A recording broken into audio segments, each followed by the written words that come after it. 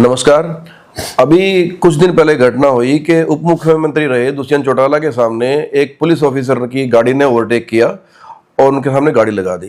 पता लगा कि वो CIA 2 के इंचार्ज है पवन कुमार। तो उससे एक सवाल निकल के आया था कि कोई भी पुलिस कर्मचारी इंस्पेक्टर लेवल का एक उप मुख्यमंत्री जैसे बड़े पॉलिटिशियन के सामने ऐसा करने की हिम्मत कैसे कर सकता है, उसके पीछे कौन सी ताकत काम कर रही है।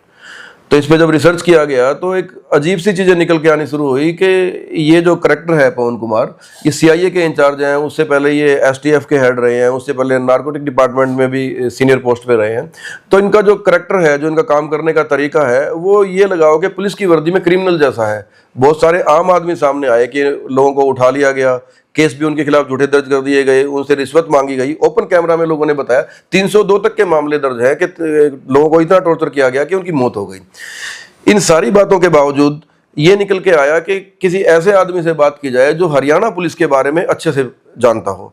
तो आज हमारे साथ है संपत सिंह जी, प्रोफेसर संपत सिंह जी, जो हरियाणा के बड़े पॉलिटिशियन हैं और गृह मंत्री पद पर रहे हैं, जिस मंत्रालय के अंडर पूरी पुलिस रहती है। तो नमस्कार सर। तो सर, आपसे ये बात जानना चाह रहे हैं कि जो ये करेक्टर सामने आया वो तो अलग मामला है, दुष्यंत जी के बारे में उसने गाड़ी रोकी, वो तो आप ब्रीफ कर देना जो कहना चाहेंगे। मैं पहले ये जानना चाह रहा हूं कि जो ये पुलिस का करेक्टर है कि आप बिना नंबर की गाड़ी लेके चलोगे, काले शीशों की गाड़ी लेके चलोगे, आप बिना किसी नोटिस के रात को 2 बजे 2:30 बजे जाके किसी के घर के अंदर एंटर कर जाओगे, उठा लाओगे, तो ये क्या चीज है बेसिकली? देखिए, सबसे पहले तो ये है कि इसके पहले हमें इसका वो रेफरेंस देखेंगे जी कि ये घटना हुई कैसे। सबसे पहले तो ये यूनिवर्सिटी से चला मामला। यूनिवर्सिटी के जितने वाइस चांस लगा रखे हैं आज सरकार ने, सारे RSS के हैं। RSS के हो कोई बात नहीं। चलो, नंबर 1 तो एक विचारधारा के होने भी नहीं चाहिए, लेकिन फिर भी चलो इन्होंने लगा दिए। और वो भी सारे के सारे जो है ना, ऐसा लगता है जो सारे के सारे पैसा दे के लगे वाइस चांसलर, कोई बिना पैसा दे के नहीं लगा। आज के दिन वो जो है कमाई करने में करोगे तो आप रूल तोड़ोगे, रेगुलेशन तोड़ोगे, सारा सिस्टम तोड़ के ही जो है ना आप कमाई कर सकते हो। जिसमें आप फैकल्टी जो है पढ़ाने वाली है उसको दबाओगे, बच्चे पढ़ने वाले उनको आप दबाओगे, और रेगुलर की बजाय जैसे आप पार्ट टाइम रखोगे, आप रिटायर्ड को रखोगे, ये करके जो है ना आप एक अपना जाल बनाओगे और जाल बना के अपने पसंदीदा लोगों को लगाएंगे और दूसरे लोगों से आप प्रे कर देंगे। बच्चों की ग्रीवेंसेस कभी छोड़ेंगे नहीं, बादशाह की तरह से चलते हैं। आगे गाड़ी होती है, पीछे गाड़ी होती है, और ऐसा माहौल जो वाइस चांसलर सब ने कर रखा है। ये जो जिस यूनिवर्सिटी में घटना हुई है उस वाइस चांसलर के तो कंट्रोलर ऑडिटर जनरल होते हैं हमारे स्टेट के, ऑडिटर एंड कंपाउंडर जनरल होते हैं। गुरु जम्बेश्वरी कंट्रोलर, हाँ, गुरु जम्बेश्वरी में भी है।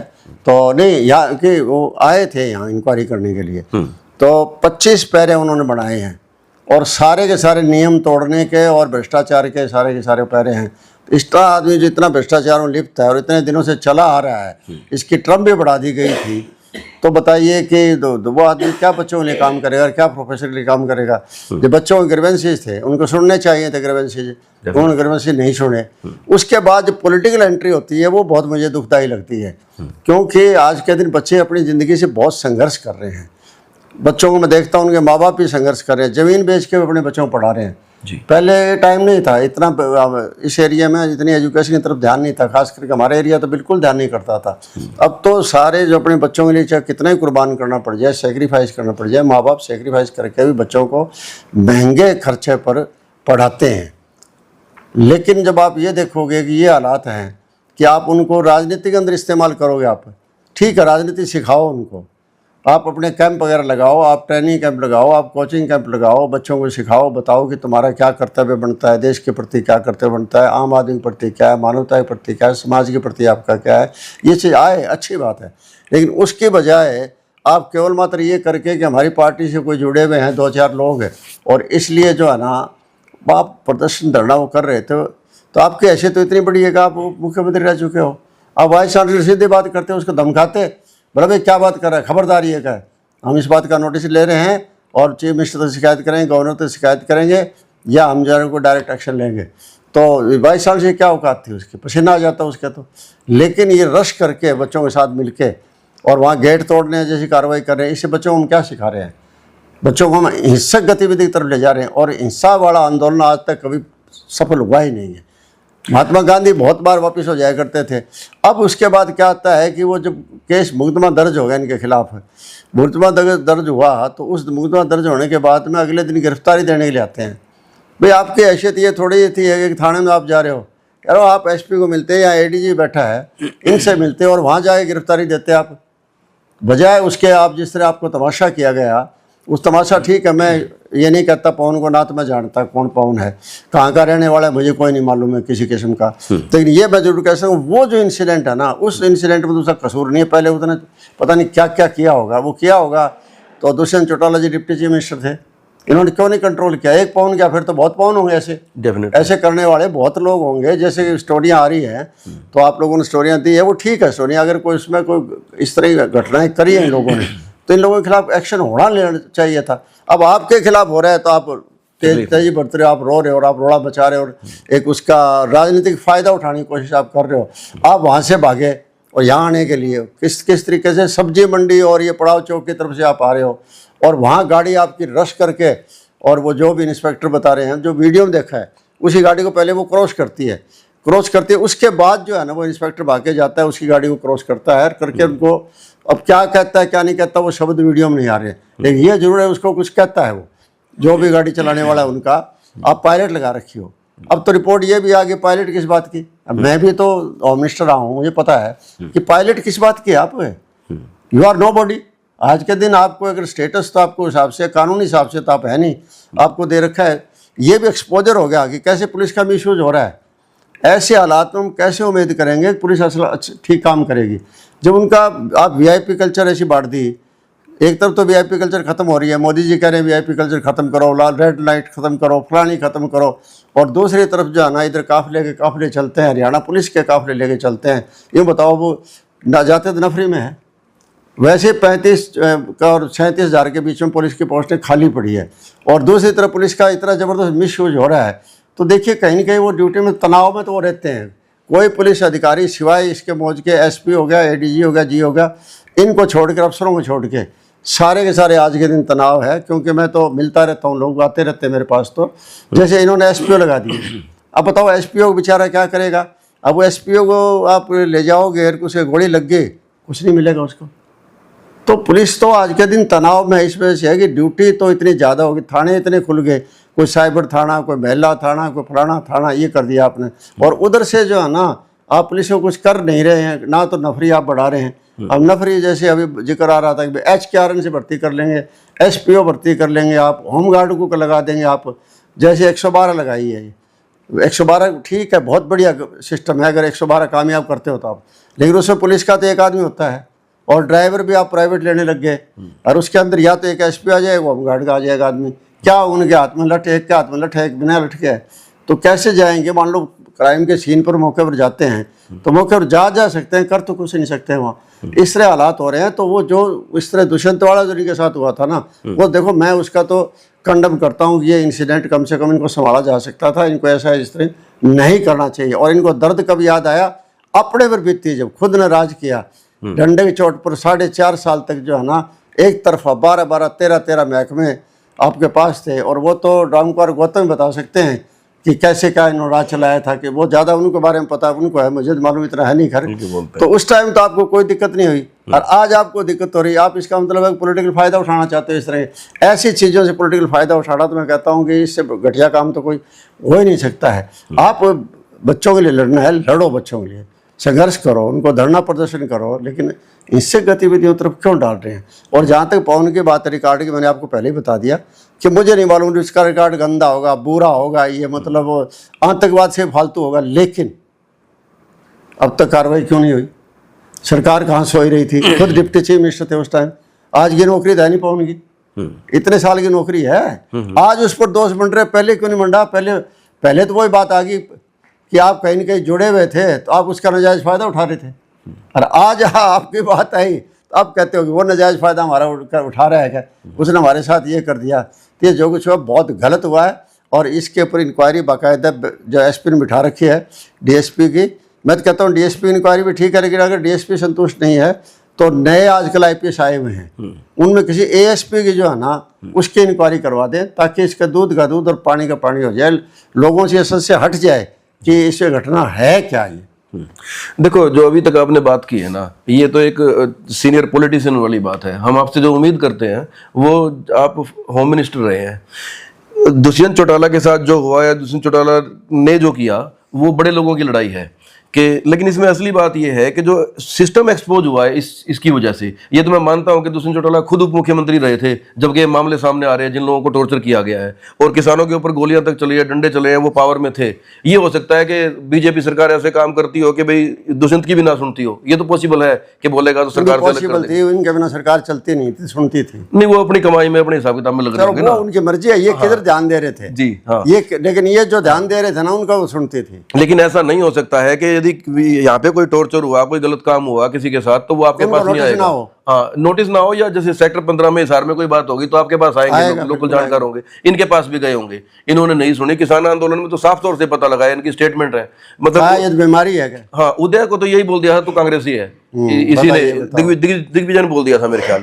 तो जो आदमी जनता है लड़ाई लड़ रहा है वो कांग्रेसी हो। हाँ, तो ये तो हो गई बड़े लोगों की लड़ाई। मैं जो आपसे जानना चाह रहा था, मैं जो पुलिस सिस्टम एक्सपोज हुआ है कि आप बिना नंबर की गाड़ी रखते हो, आप घर से उठा लेते हो बिना किसी नोटिस के, आप टॉर्चर करके छोड़ देते हो, टॉर्चर भी इस लेवल का कि आप जिंदगी भर के लिए बर्बाद हो जाओगे या मर जाओगे।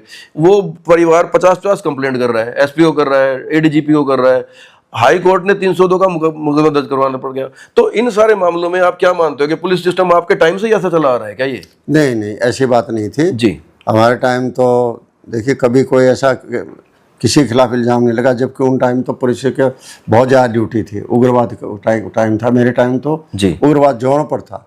ठीक है। हमारी सरकार बनी थी 87 के अंदर, जो देवलाल चीफ मिनिस्टर बने थे, तो मैं उनका मंत्री बना था, होम मिनिस्टर भी बाद में बना। लेकिन उस हफ्ते, पहले हफ्ते में घटना हो गई थी ये, और दरियापुर में 34-35 आदमी मार दिए गए, उग्रवादी मार दिए। तो बड़ा तगड़ा उग्रवाद था। लेकिन फिर भी कोई पुलिस का मिसयूज का ये जिक्र कहीं नहीं आया। अगर कहीं भी पुलिस का मिसयूज होता है तो सरकारी हाथ उसमें होता ही होता है, और बड़े अधिकारियों का हाथ होता ही होता है। तो जब ये जितनी घटनाएं आई है, मैं तो इसके बारे में यही कह सकता हूँ कि इनकी निष्पक्ष इंक्वायरी होनी चाहिए, ताकि पता लग जाए कि आया कि अकेले वो बोल रहे हैं। तो ये हम अकेले ये नहीं कह सकते कि वो 100% सच बोल रहे हैं। सच बोल रहे होंगे जी, वीडियो तक आ गए हैं ना, वीडियो बोल रहे हैं। आजकल क्या है, नहीं बोलने के अलावा वो वीडियोज आ गए कि रात को 2:30 बजे आपके 50 कर्मचारी आ रहे हैं पुलिस के। मैं आपको ये भी कहना चाहता हूँ कि ये वीडियो पहले तो नहीं आया कभी, मैं यही कर रहा हूँ। लोग डरे हुए थे। आज क्यों आया है? आज आया, इसमें देखिए मैं बताऊँ, कई बातें हो सकती है इसके अंदर।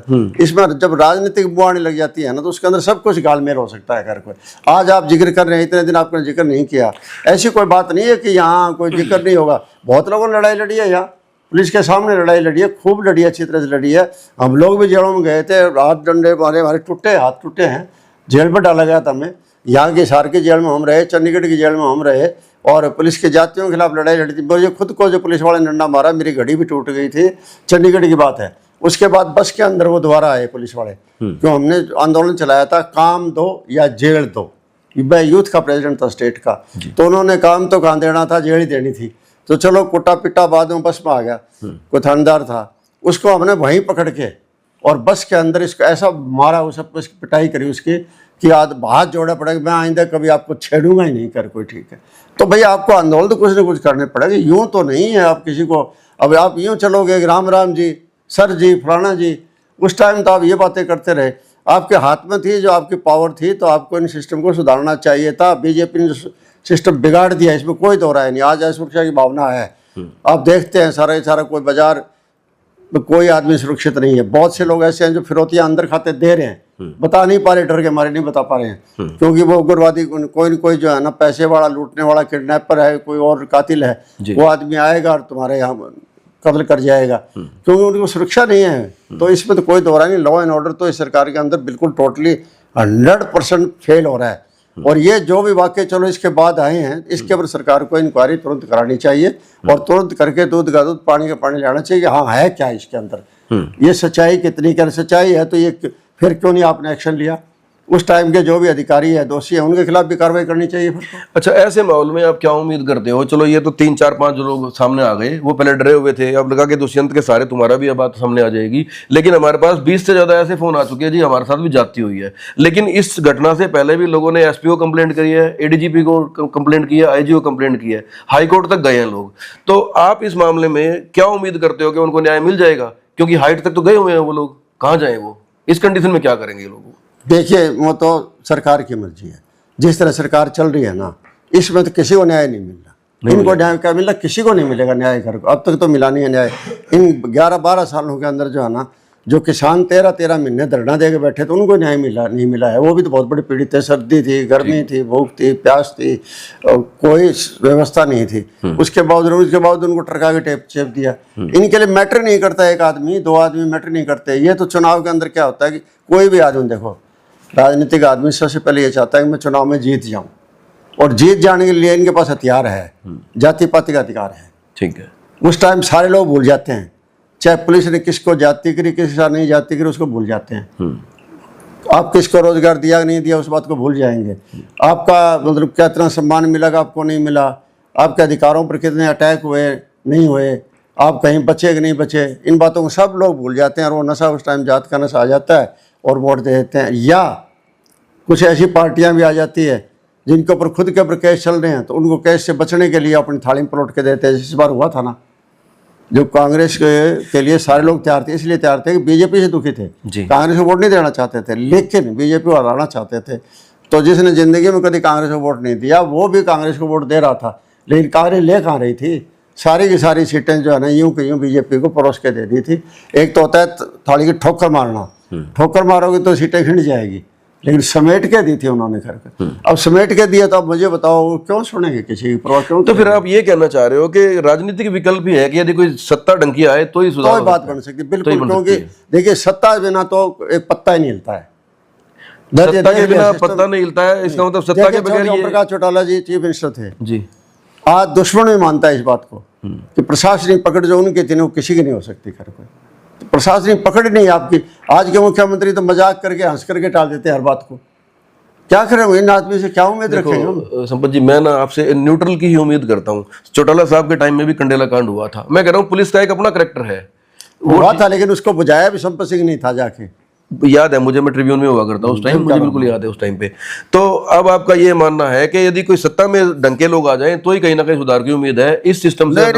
नहीं, अगर मान लो नहीं है कोई बात नहीं जी, लेकिन फिर मैं ये कह रहा हूँ कि पार्टियों को अब भी मुझे नहीं लगता अभी भी कि कोई पार्टी भी जो है ना आगे इस तरह चल रही है। हाँ, लोकदल था, एक पार्टी थी जो स्टैंड करके चलती थी, लेकिन उसको इतना कमजोर किया गया, इन्हीं लोगों ने कमजोर किया गया। आज जो इल्जाम उठा रहे हैं कि उसको जो जिस तरीके से ब्रेक किया, तोड़ दिया, 2 भागों में बांट दिया और कमजोर कर दिया, तो न्याय की लड़ाई लड़ने वाले भी कमजोर हो गए।